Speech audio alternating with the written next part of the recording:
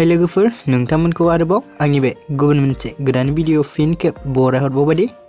स' नोंथांमोननिसिम आसा खालामो भिडिअखौ स्टार्टिंनिफ्राय जोबजासिम नायलांगोन होननानै स' नोंथांमोनाथ' मोनथिखाबाय जानांगौ दिनै आं मानि सायाव आपडेट लानानै फैदों टाइटेल एबा थाम्बनेइल नायनानै स' नोंथांमोननिसिम मोनसे गोजोनथाव खौरां दे आर'नाइ फिल्म प्रडाक्शन बेनारनि आन्डाराव दिहुनजानाय आरो मोगथां बसुमतारीजों डिरेक्सन होजानाय थैनि गाब आबुं सावथुनखौ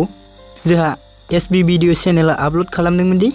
स' लोगोफोर जोंहा बिदिनो आपल'ड होयै जोंहा पार्ट 9 सिम सहैबायमोन दि नाथाय बिनिनो पार्ट 9 भिडिअखौ एसबी भिडिअ चेनेला माबा मोनसे टेकनिकेल इसु ओंखारनायनि थाखाय बिथांमोना भिडिअखौ दानफिनदोंमोन दि दा लोगोफोर एसबी भिडिअ चेनेला पार्ट 9 खौ रि-आपल'ड खालामफिनबाय दि स' लोगोफोर जों बे आबुं बर' सावथुनाव बर'नि गोजाम आरो गोदान आर्टिस्टफोरनि फाव खालामनायखौ नुनो मोन्दों दि स' लोगोफोर जों बेयाव गुबै फाव खालामनायखौ नुनो मोन्दों राजिब अनसुमै आरो मासुम दे लोगोफोर स' नोंथांमोना बे आबुं बर' सावथुन थैनि गाबखौ गोबाङानो अनसायदों दे लोगोफोर स' नोंथांमोना जुदि थैनि गाब आबुं बर' सावथुननि पार्ट 9 भिडिअखौ दासिमबो जुदि नायाखै अब्ला नोंथांमोना आंनि चेनेलनि गेजेरजोंनो नायनो हासिगोन दे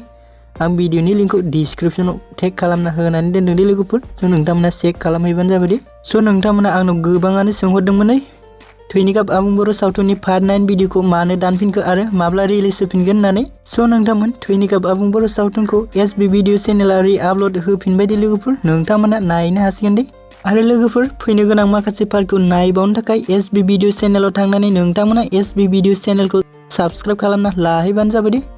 स' नोंथांमोना बयनिख्रुइबो सिगांग्रो भिडिअखौ नुनो हायो दे स' नोंथांमोना जुदि भिडिअखौ नायनानै मोजां मोनबाय अब्ला भिडिअखौ नायनानै मोजां मोनबायबा चेनेलखौ साबस्क्राइब आरो भिडिअखौ लाइक खालामना होलांबानो जाबाय दे जाहाथे आंबो गोदान भिडिअ लाबोबाय थानो खाबु मोनो दे लोगोफोर स' नोंथांमोन भिडिअखौ बेखिनिसिम नायनायनि थाखाय नोंथांमोननिसिम रोजा रोजा साबायखर थाबाय दे गोजोन्थों।